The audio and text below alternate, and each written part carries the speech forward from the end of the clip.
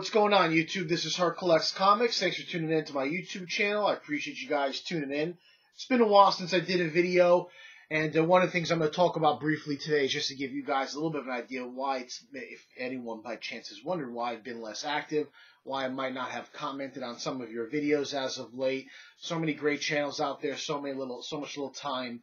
But I had a little issue in my basement recently with my man cave where some of the ceiling tiles started to come off. Ended up being a big issue because some of them fell on many of the collectibles that I had down here. So it required a tremendous amount of vacuuming and cleaning and taking things down, cleaning, putting them back where they belonged. And I've kind of stemmed off the flow of falling tiles for the time being. But it's going to be an issue that I have to address by literally retiling the entire basement on the man cave side of the basement, that is, because the other half of my basement is the laundry room, which I don't really care about. But this side where I do my videos and I have a lot of my collectibles, they were in jeopardy, and I was in a little bit of a panic because, you know, you don't want any of these things damaged, some of which are worth money, some of which have very strong sentimental value. Anyway, make a long story short, that's one of the things that kind of delayed me here. Also, I have another child on the way. My wife is pregnant, and a baby will be coming here end of July, beginning of August, though I'm thinking more towards the end of July. And so there's been a lot of preparation with regards to that. Plus I'm working, plus I'm writing for entertainmentbuddha.com. And so I have been a little bit less active in the community. I apologize for not watching some of the great channels out there recently. And I'm sorry that I haven't made more videos myself. But here we are now for a weekend video on Father's Day. Wishing all of the dads out there a fantastic Father's Day with your family and your children and your wives and so on and so forth. So enjoy the day. And so one of the things, speaking of the website that I write for, entertainmentbuddha.com, I do a lot of comic-related articles for that website, and I've been writing there since January now, 6 months already. I enjoy it very much, and I'm also going to be, hopefully in the near future, doing some comic-related podcasts. I recently picked this up. There were some guys that are already that have been a part of the website for some time now who do podcasts, and they wanted to know if I would want to, join in the fun with, comic talk. And I've never done a podcast before, hence I had to buy a microphone. So stay tuned for that. Of course, once that becomes up and running, I'll be happy to share that with you guys for those who are interested. And if you follow me on Twitter, all of the most current articles are there. I usually have them either pinned to my tweet, or I'm tweeting about something that I've recently written. So for those who are interested, please, by all means, feel free to show some support there. I work very hard in my writing. It's a passion of mine, and that's pretty much it. So I'll start off with, I have a lot of things. I'm going to be a little scatterbrained today because it's been so long, and I've got a number of things that I want to talk about, but I got some of the housekeeping stuff out of the way. And I'll start off here by showing a slab that I got recently. This I already had a book of. Of course, I have a reader's copy for most of my slabs. But I've always wanted a better grade. And so I recently picked up this micro series #1 from 1985 Mirage Studios, Raphael, the first of the mini-series that they did that focused on each turtle. Three of the four were regular size comic books. But this happened, this was the first one. It happened after issue #3. So it was Ninja Turtles 1, 2, and 3. And then this was their fourth issue from Mirage Studios, which was also oversized magazine size format. And then I think issue 5 or 6 they started going to, then issue 4, TMT issue 4 with the white and green cover, that was oversized magazine. And then I believe at issue 5 they started just doing regular size comic books.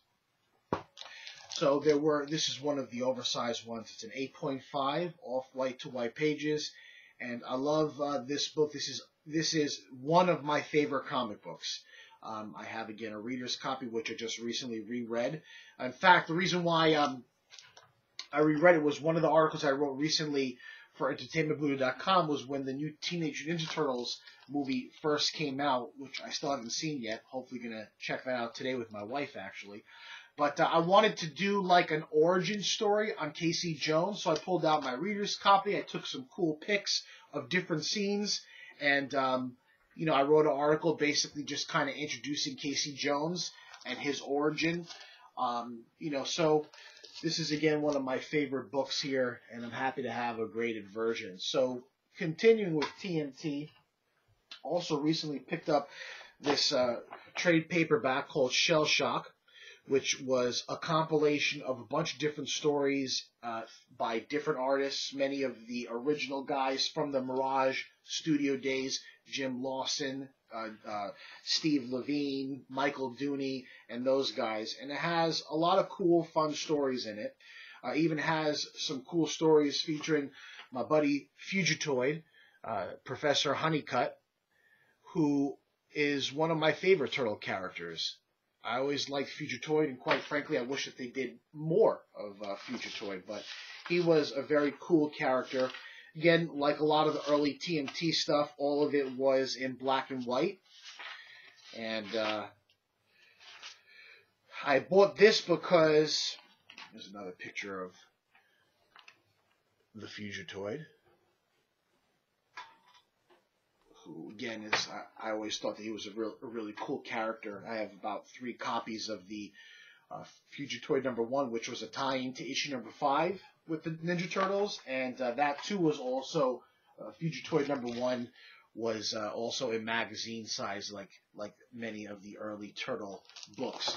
And then he tied into issue 5, I believe, with the Triceratons. So I got another copy of this because I have one, but I never wanted to really read it because it has some cool signatures on it. So I bought this, and it already contained signature and sketches from a seller who went to Maine, where Steve Levine has, you can see his signature right there above Kevin Eastman. He has, in I believe Maine or New Hampshire, somewhere up there in the New England area, called Shellback Studios. And they had, I guess, an event there for the first time in many, many years where Kevin Eastman and Peter Laird were together. And so he got some of the signatures, and I bought the book that way. I then added 2 more signatures. I added Eric Talbot and Michael Dooney, who at a comic convention, the New York Comic Con 2014.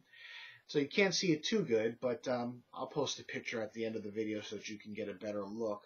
And it has a total of 6 signatures on it. Jim Lawson, Steve Levine, Kevin Eastman, Michael Dooney, Peter Laird, Eric Talbot. So, you know, this is one of my prized possessions because I've got signatures and some cool little head sketches from the original Mirage Studios gang and an original home of the Ninja Turtles.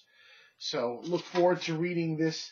I've read a few issues and then I stopped because I was like, I don't want to damage it. So I finally got just a clunky, beat-up reader's copy that I don't really have to worry about damaging the signatures and stuff. But it has also a very cool painted cover as well from, I want to say A.C. Farley, but don't quote me on that.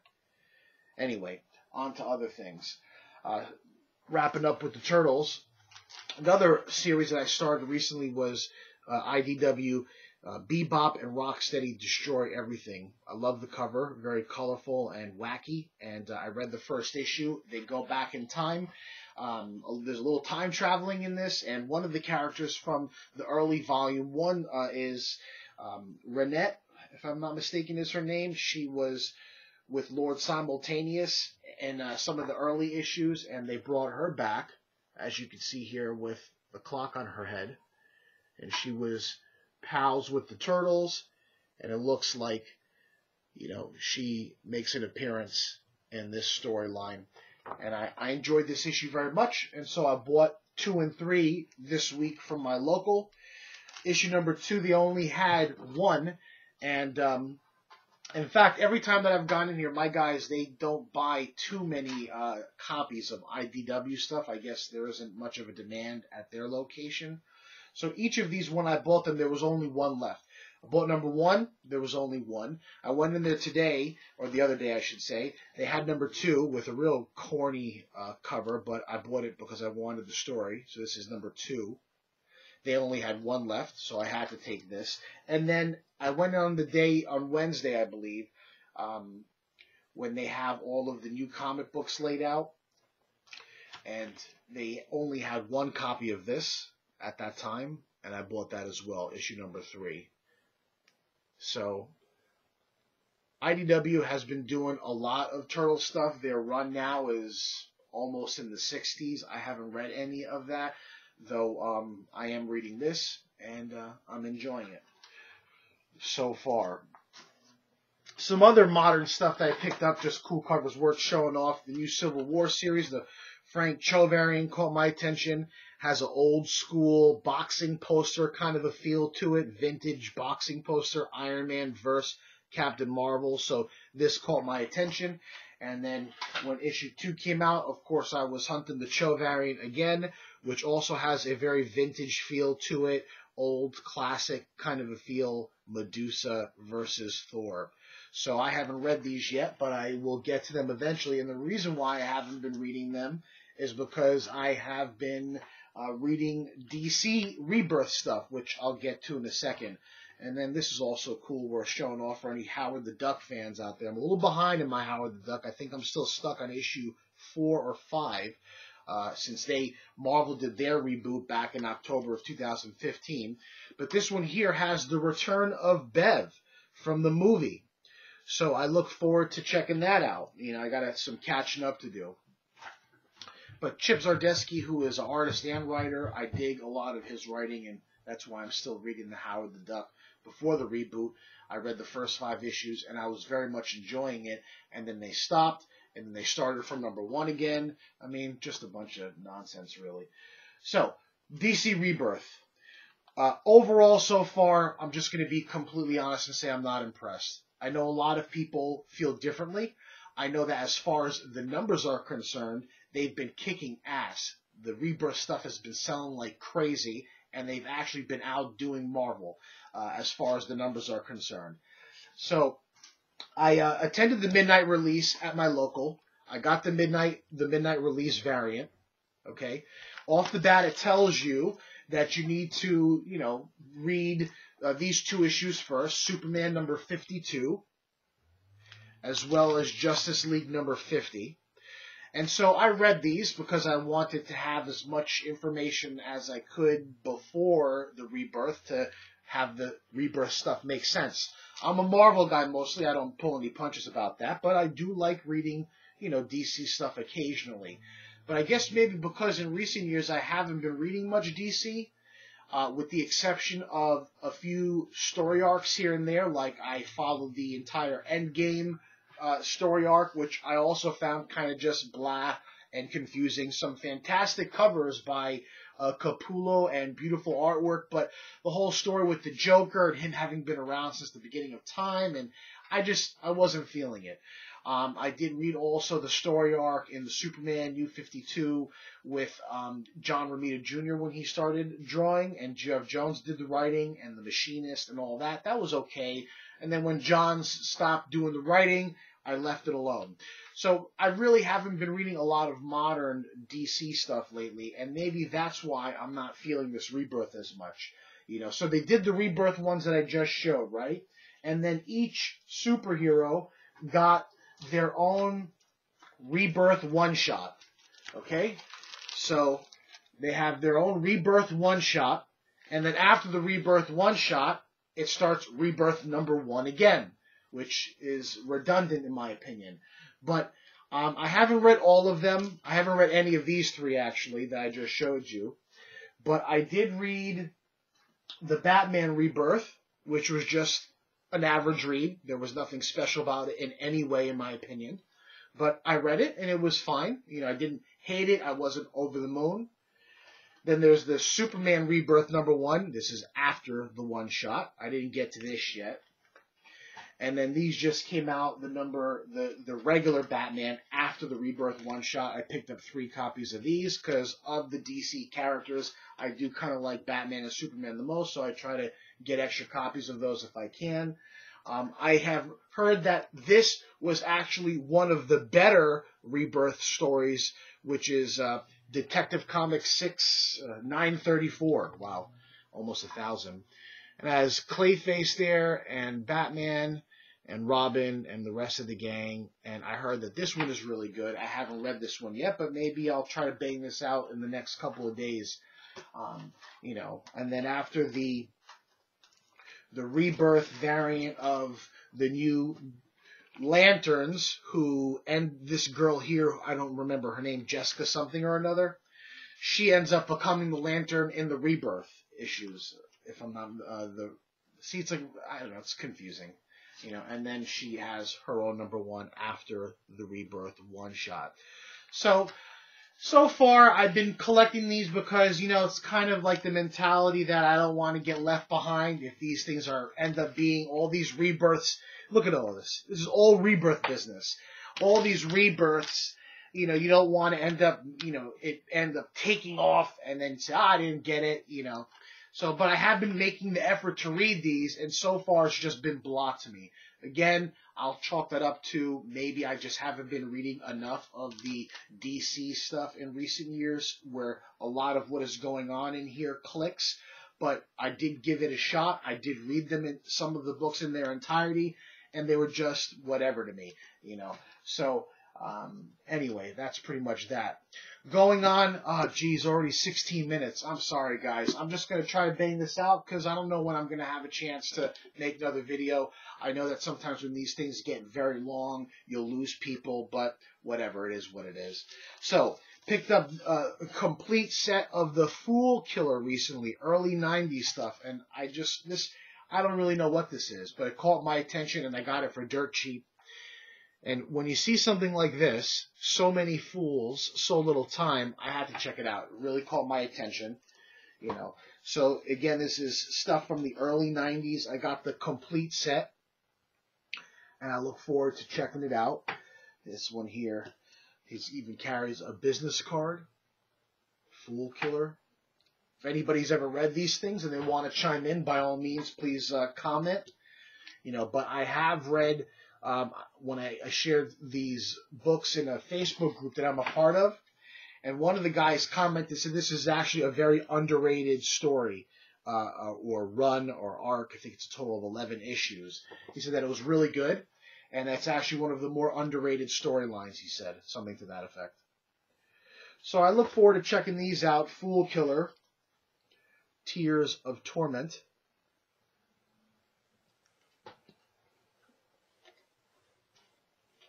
Spider-Man makes an appearance in this one.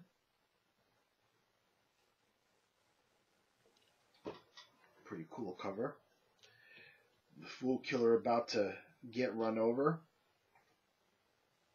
So not 11, 10. And this is number 10 here.